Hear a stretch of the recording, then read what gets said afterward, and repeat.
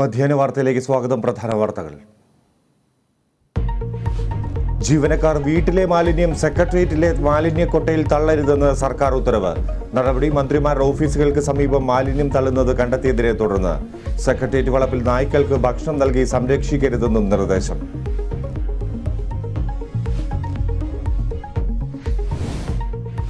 പാലക്കയം കൈക്കൂലി കേസിൽ കൂടുതൽ ഉദ്യോഗസ്ഥർ നിരീക്ഷണത്തിൽ. സുരേഷ് കുമാർ കൈക്കൂലി വാങ്ങിയത് വില്ലേജ് ഓഫീസർക്കും നൽകാനെന്ന പേരിൽ ആരോടും കൈക്കൂലി വാങ്ങിയിട്ടില്ലെന്ന് village officer Sajid.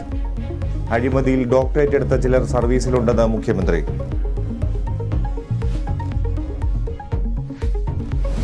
+2 vocational higher secondary പരീക്ഷാ ഫലം ഇന്ന്. ഫലപ്രഖ്യാപനം വൈകിട്ട് 3 മണിക്ക് സെക്രട്ടേറിയറ്റ് PRD ചേംബറിൽ. ഫലം കാത്തിരിക്കുന്നത് 4,42,067 വിദ്യാർത്ഥികൾ. 4 മണി മുതൽ വിവിധ വെബ്സൈറ്റുകളിൽ ഫലം ലഭ്യമാകും.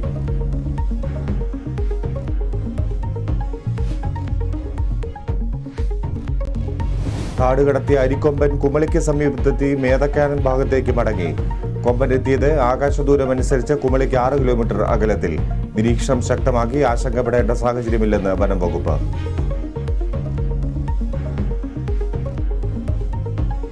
സംഘർഷം തുടരുന്ന മണിപ്പൂരിൽ ജാഗ്രത ശക്തം. 3 ജില്ലകളിൽ പ്രഖ്യാപിച്ച കർഫ്യൂ ഇളവ് റദ്ദാക്കി. നിയന്ത്രണങ്ങളിൽ ഇളവില്ലെന്ന് മണിപ്പൂർ സർക്കാർ.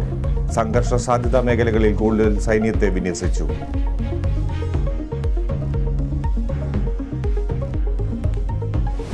IPL ക്വാളിഫയറിലേക്ക് മുന്നേറി മുംബൈ ഇന്ത്യൻസ്. എലിമിനേറ്ററിൽ ലക്നോ സൂപ്പർ ജയൻസിനെ പരാജയപ്പെടുത്തിയത് 81 റൺസിന്. ക്വാളിഫയറിൽ മുംബൈ ഗുജറാത്ത് പോരാട്ടം.